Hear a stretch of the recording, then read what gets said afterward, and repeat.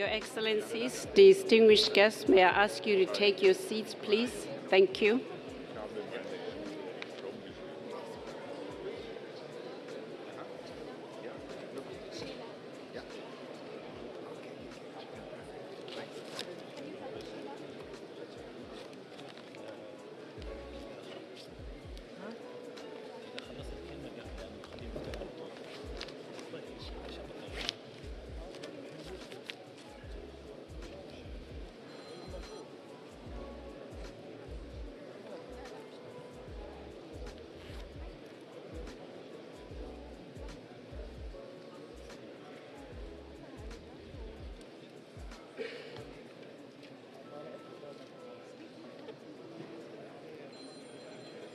Please, let's be seated. Thank you.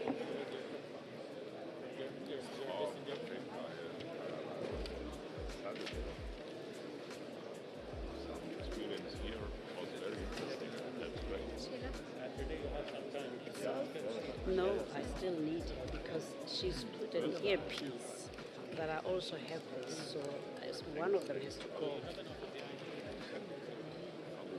Is Aldo here? Maybe Nick, can I help? No. I have this. She put it, so. فهدى عندك واحدة اسمها جيجي. إيه؟ فين واحدة شكلها؟ لا وش اسمها؟ لأن عندنا مشكلة بصراحة ما نقدر نبدأ تجديد هنا. بشوف فيها واحدة من الشجر. يلا هلا والله باي. Okay, maybe she's coming.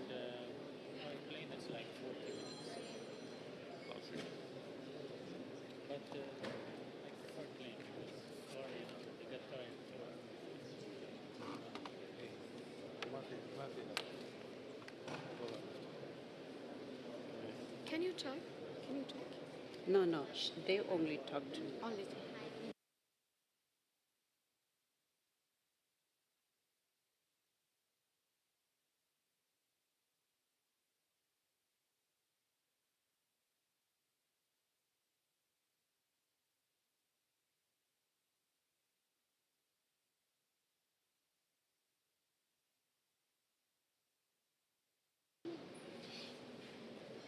Your Excellency, when is your meeting to speak?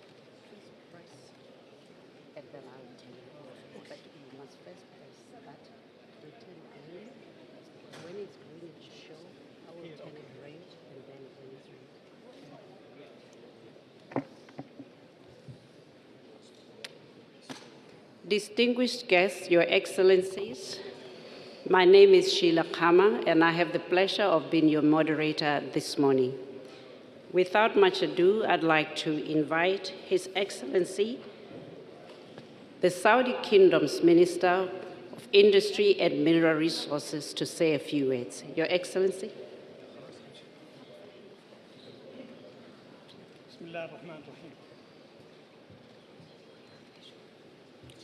Bismillah ar-Rahman ar-Rahim. In the name of Allah, the most gracious, the most merciful. Excellencies, distinguished guests, ladies and gentlemen.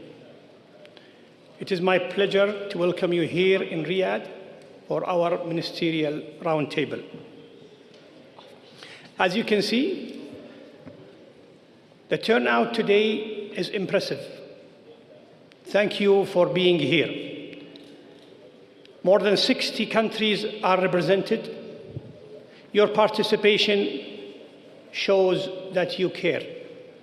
Our discussion today will focus on solutions that are essential for the future of minerals and mining and industry. Solutions to accelerate the net zero transition and strengthen economic development through minerals and metals. This meeting is a reflection of the vital role of mining industry that it plays in shaping our transition to a sustainable future and equitable economic development. While our focus is on the super region that stretches from Africa to Central Asia, I'm sure that all mining interests around the world are following up what we are discussing here. When we convened the first Ministerial Roundtable last year, it was our intention to increase awareness of the potential for the development across our region. We wanted to place this vital mineral heartland on the world's net zero transition stage. In our second event, interest has only increased. This shows our joint commitment to the net zero transition and resource efficient, resilient, and responsible future of supply chain. It demonstrates the challenge these changes pose on our generation and generations to come. We have already witnessed transformational changes. It is no longer a talk that is discussed with a few. It is a mainstream issue affecting all of us in this room and the future generations even more. It is clear to me that the mining community is ready to step up. Collectively, we are taking on a leadership role. We should come out of this meeting and build on the relationship of the leadership that we are showing as a community, with an even greater sense of urgency by designing solutions, by creating access to data and technology, and by attracting investments.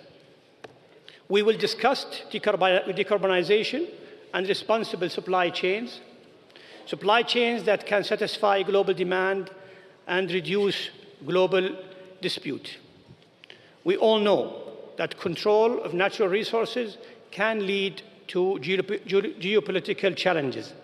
We must focus on the benefits of developing minerals and metals in our region to create stronger commitment and improve balance of trade between our region and the world.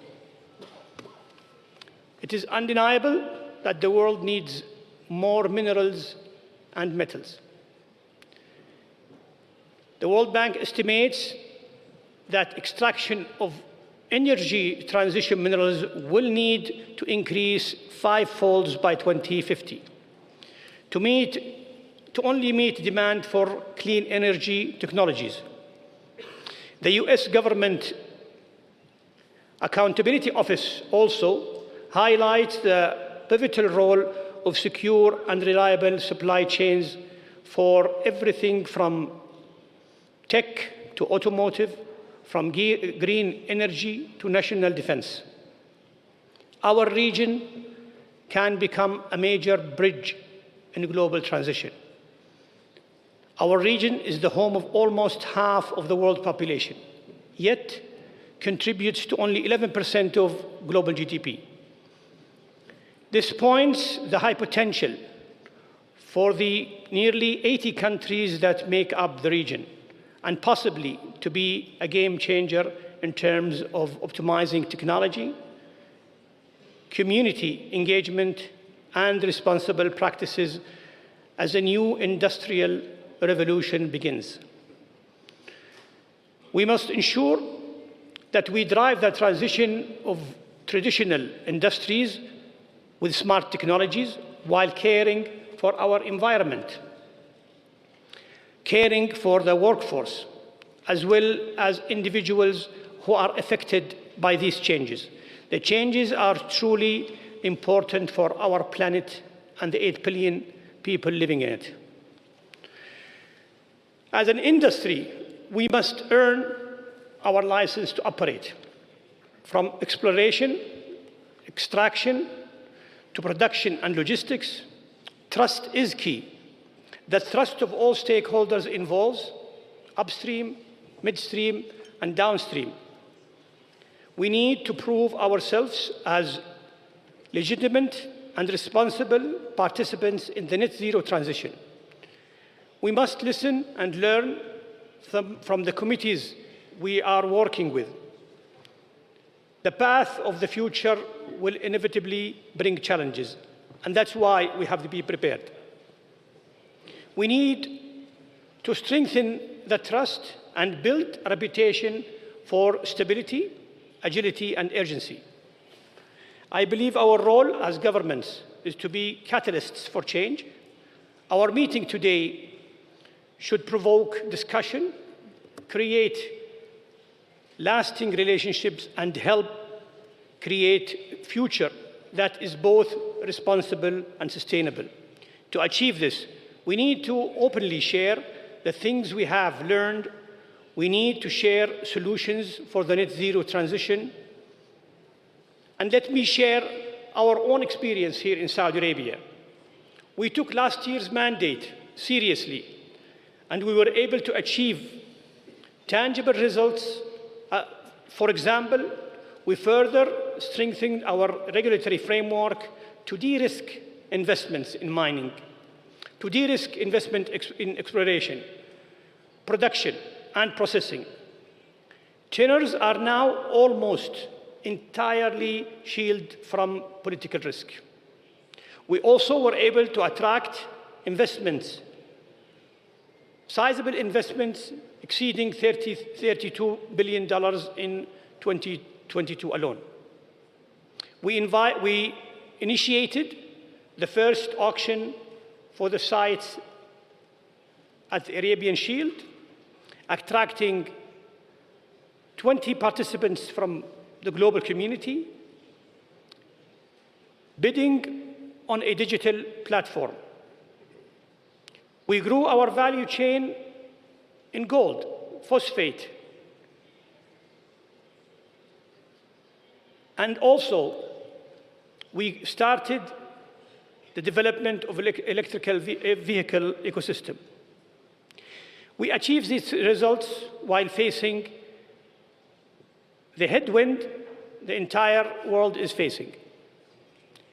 Inflationary pressures, trade tensions, geopolitical polarization, and public health issues. But nevertheless, I can easily say it can be done. That's why I'm very optimistic about the future. But we cannot do it alone. None of us can.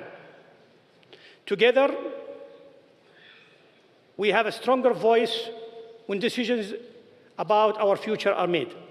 Together, we can shape the future of mining and minerals. Together, we can chart a course towards a future that is green and equitable. Thank you for joining the discussion today. I also welcome you to what I trust will be a productive and positive event.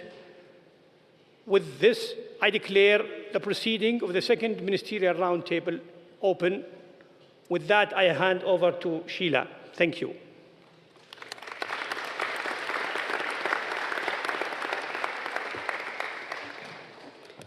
Thank you for those kind words, Your Excellency. The importance of collaboration, a stable and catalytic regulatory environment that de-risks investment is no doubt essential. In addition to that, context matters. And so it is my pleasure to invite the Assistant Minister for Enablement of Investment in the Saudi Kingdom to provide some historic, economic, and other context for us. Sir?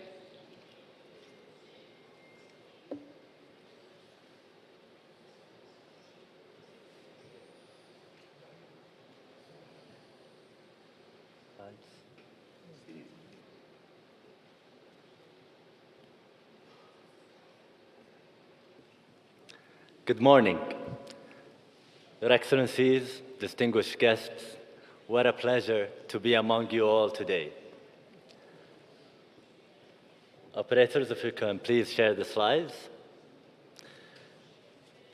More than 60 countries meeting to collaborate and think about the future of minerals.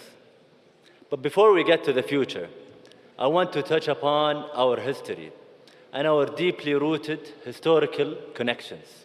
Mining in our region started tens of thousands of years ago. In southern Africa, iron production started 40,000 years ago in Guinea. The gold mines of Aswan, Egypt, and the cradle of gold in Saudi Arabia started their production 10,000 years ago. And if you move to the next slides, please. Next. Next. Next. Next again. So the clay artifact that you can see to the left is the world's oldest letter of complaint. It's from 2000 BC. It's from a customer in the Sumerian civilization, Iraq, to a merchant in Bahrain complaining about the grade of copper that they've received and the attitude of the merchant sales representative. We've never seen anything but kindness from Bahrain. Your Excellencies, these tremendous resources